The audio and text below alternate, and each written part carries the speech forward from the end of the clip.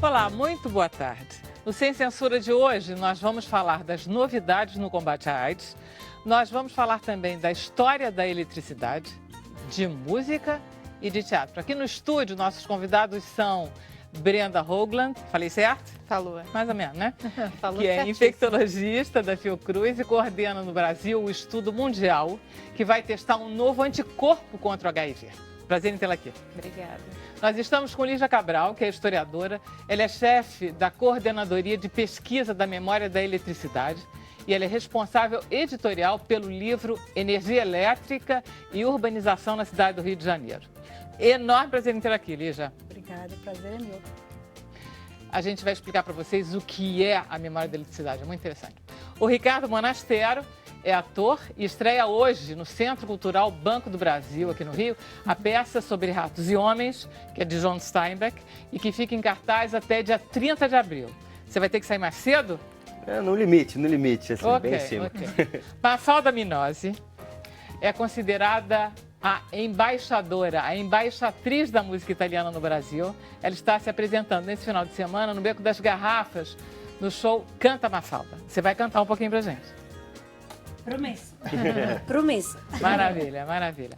E nós estamos com Bruno Barros, nosso produtor de web, que vai nos contar como vocês devem participar do programa. Bruno. Olha aí, devem mesmo. Você que está em casa, quer participar do Sem Censura, o caminho você já sabe, mas é sempre bom repetir.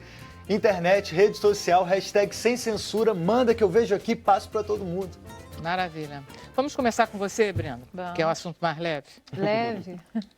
Olha só, eu fiquei impressionada com os números, então eu ia pedir para você me dizer quantas pessoas têm HIV no Brasil, sabendo, quantas pessoas não sabem e mais ou menos qual é a sua previsão.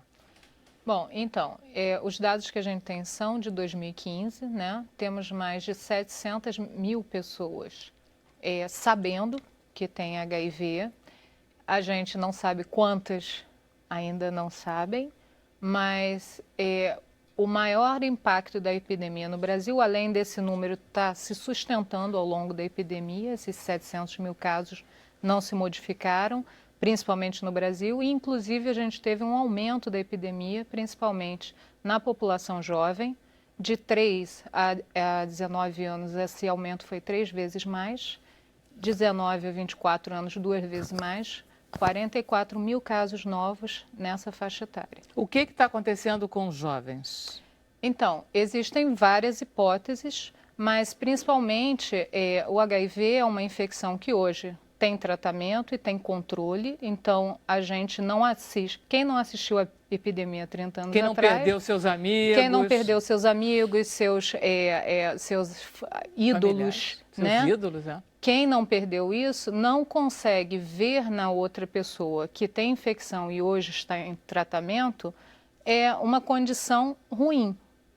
Então, é possível que para a população jovem seja algo que dê para lidar bem, mas a gente tem que lembrar que é uma infecção sem cura, é considerada uma doença crônica e as pessoas que estão bem, elas iniciaram um tratamento e estão nesse tratamento e não vão poder parar esse tratamento até o momento. Então, é uma mudança na vida, então o ideal é que a gente não se infecte, mas se a gente se infectar, o ideal é que a gente busque a testagem, inicie o tratamento, porque estudos recentes mostram para a gente que iniciar o tratamento muda a qualidade de vida da pessoa, torna a sua qualidade de vida igual a alguém que não está infectado.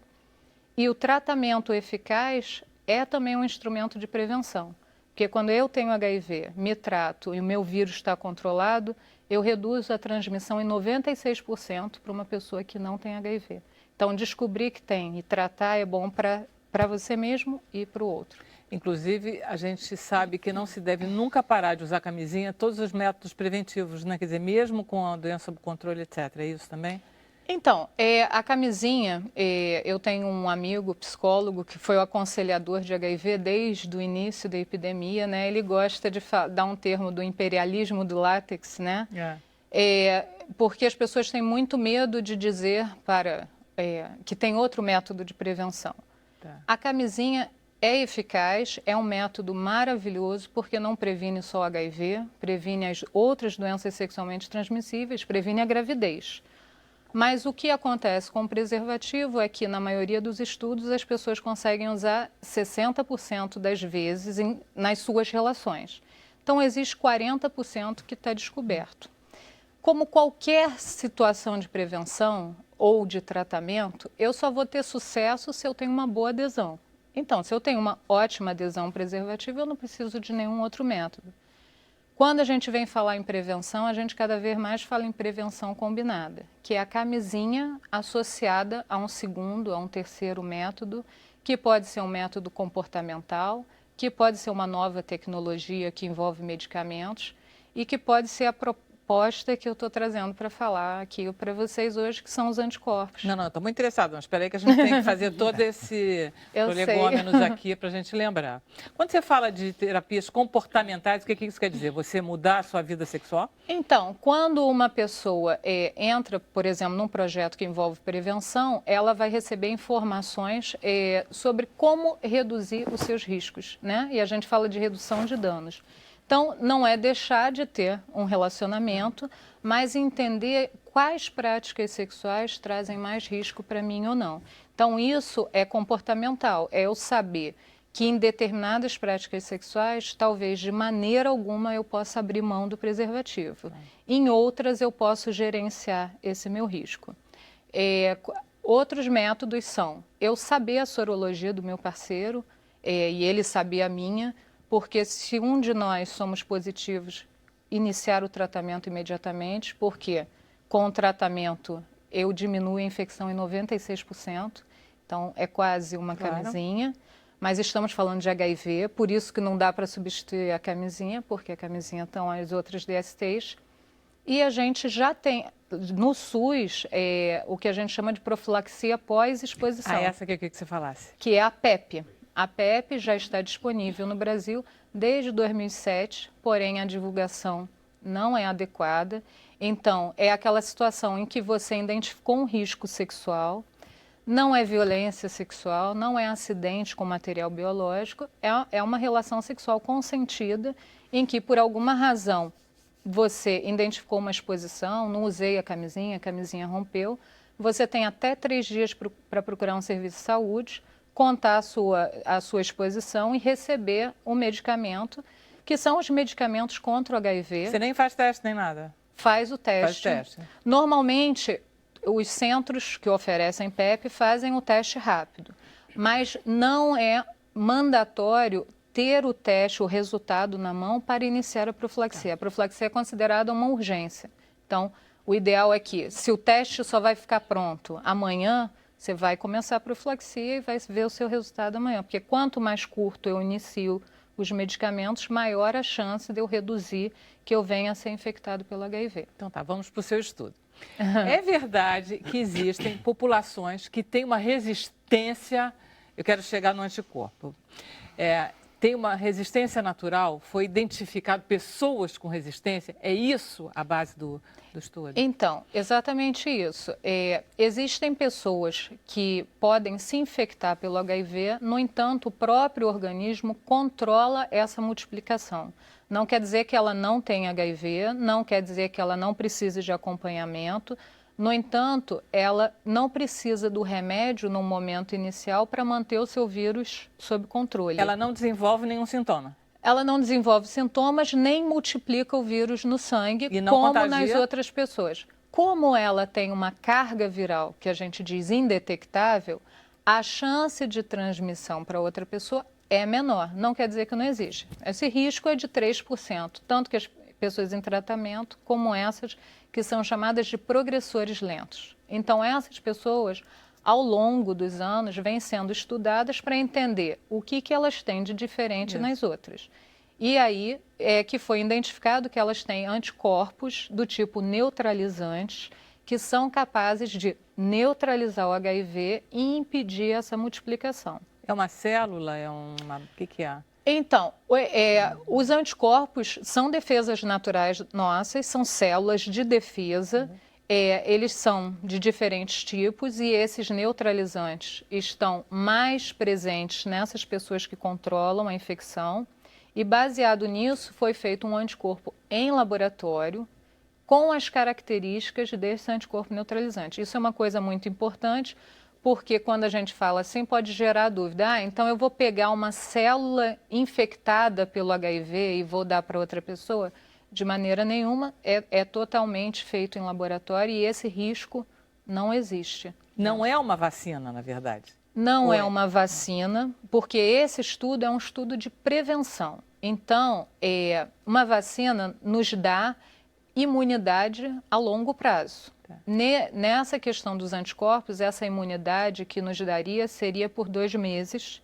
Então, é por isso que é utilizado na prevenção. Aquelas pessoas identificadas com uma maior vulnerabilidade para a infecção poderiam estar recebendo a cada 2 meses esses anticorpos como forma adicional de se prevenirem contra o HIV. Um remedinho.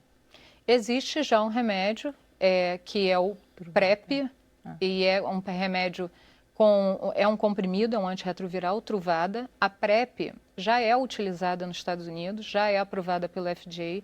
Você compra PrEP nos Estados Unidos e você utiliza como um anticoncepcional. Aquelas pessoas que se identificam em alto risco de infectarem pelo HIV, elas tomam diariamente esse comprimido. O nível de eficácia tomando diariamente atinge níveis de 99%. Já existe, então, esse já remédio? Existe. Isso. Qual é o nosso estudo, então? O nosso estudo não é com remédio, é com anticorpo. Vou explicar para ficar claro. Eu sempre uso o exemplo da mulher e da anticoncepção. Uma mulher, ela tem hoje diversos métodos para não engravidar. Ela pode escolher a camisinha, mas ela pode querer ter certeza que não quer ficar grávida e usar o anticoncepcional. Até porque, isso é uma coisa importante falar, que o preservativo tem que ser negociado com o parceiro. Então, quando eu preciso negociar algo e quero ter certeza que eu não quero engravidar, muitas vezes eu escolho usar o anticoncepcional. E dentro dos anticoncepcionais eu tenho os orais, eu tenho os injetáveis, eu tenho implantes, eu tenho anéis vaginais. Por que tem tantas opções? Porque nem todo mundo se adapta a lembrar de tomar. Como eu falei, preciso de adesão para funcionar. Então, se eu não lembro bem de tomar remédio, anticoncepcional oral não vai funcionar. Talvez eu precise do injetável, talvez eu precise de uma coisa a longo prazo, como o implantável. Então, os anticorpos, eles seriam algo com um prazo maior de validade dentro da minha prevenção, porque eu não me adapto, por exemplo, a uma prevenção com comprimidos usados diariamente. Qual é a vantagem que a gente ainda vê e o porquê que o estudo tem grande importância?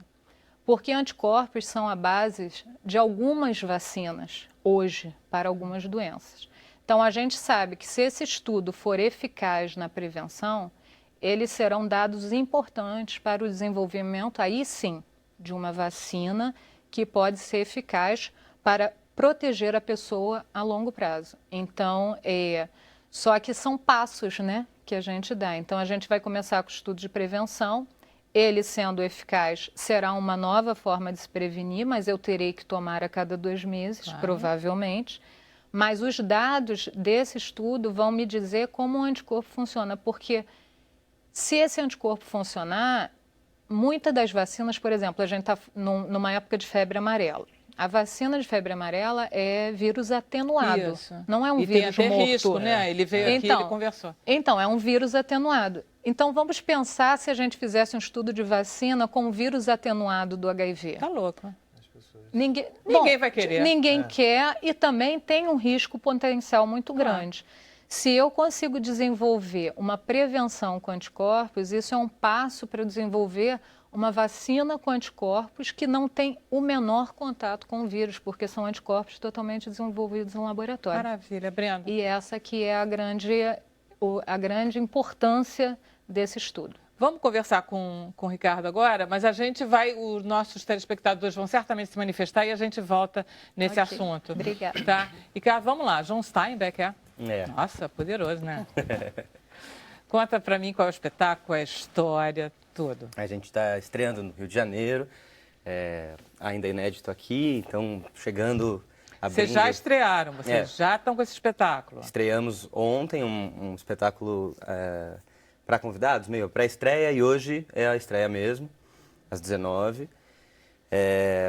Enfim, uma alegria muito grande estar no Rio de Janeiro para contar essa história que nos move. A equipe toda acredita muito nessa história, e é uma história de amizade, de sonho, e uma responsabilidade enorme por se tratar de um texto, enfim, um clássico reconhecido, de autor reconhecido, e a própria obra em si, aproveitando-se ainda da coincidência feliz de ser o aniversário de 80 anos do texto.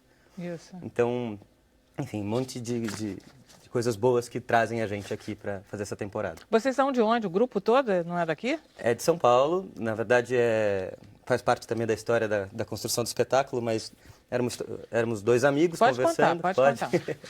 Era eu e o Ando Camargo, que está em cena comigo, além de mais 6 pessoas no elenco. A gente estava tomando uma cerveja num bar e falando, puxa, como que a gente vai conseguir se produzir? Porque sempre o trabalho do ator é sazonal, em busca de trabalhos e tal. E muitas vezes a gente pensa em produzir o próprio trabalho. E aí a gente falou, vamos fazer um texto de 2 atores, muito barato. E assim como tantos outros amigos, falávamos sobre isso e no final não chegamos a texto algum. E aí, quando a gente já estava indo embora quase, um pouco antes, o Ando falou, olha, eu não conheço nenhum texto de 2 atores, mas eu conheço um que são 10. Aí a gente, puxa, mas 10 vai ser muito difícil. Enfim. Vocês já tinham feito o que juntos? A gente tinha feito um infantil juntos. A gente fez a mesma escola de teatro. Ele, 1 ou 2 turmas antes de mim. Fizemos lá em São Paulo. Enfim, nos conhecemos disso. E aí eu saí de lá do bar com essa ideia do Ratos e Homens, of Mice and Men, e fui ver numa lan house. Na época ainda a gente tinha lan house. Eu acho que hoje não tem mais essa coisa de lan house. Tem sim. Outro dia eu também disse a mesma coisa, mas eu descobri lá perto de casa tem umas 2. Então ótimo. Então ainda estava contemporaneamente usando a lan house. E aí assisti ao filme e comprei Romance e me encantei pelo texto e falei, vamos fazer esse negócio. A minha família é de aeronautas e eles costumam dizer que eu decolo em pista curta. e era isso, era um cara que era um ator, tinha feito uma produção de uma outra pessoa, só colaborado no trabalho, e que aí falei, puxa, vamos fazer. E que, num paralelo interessante com a história de 2 amigos que pingam de fazenda em busca de trabalho, e que eles chegam na fazenda da história, com uma proposta nova, não nova, mas a mesma que todos gostariam, mas que não se juntaram para realizar. E aí o Jorge e o Lene chegam na fazenda super árida, assim, que todo mundo cuida da própria vida, com a ideia de terem a própria terra, para morar, para cultivar e para viver dela, e não ter que ficar fazendo esse trabalho. E vão contaminando as pessoas que vivem aquela realidade muito dura. Uma história de amizade, de sonho, de possibilidade de uma vida melhor. Mas o texto você já conhecia? Porque esse texto foi adaptado para o teatro pelo Boal, é isso? Como é que é a história? É tipo isso. O Steinbeck escreveu o romance, aí em seguida ele escreveu a peça. Ele próprio escreveu a peça. E aí o que o Boal fez, que é outra feliz coincidência, o Boal estreia no Teatro de Arena, dirigindo Ratos e Homens. O Sobre Ratos e Homens é da minha tradução, que eu achei mais bonito colocar sobre Ratos e Homens do que de Ratos e Homens, ou dos Ratos e Homens, enfim, tem algumas coisas próximas.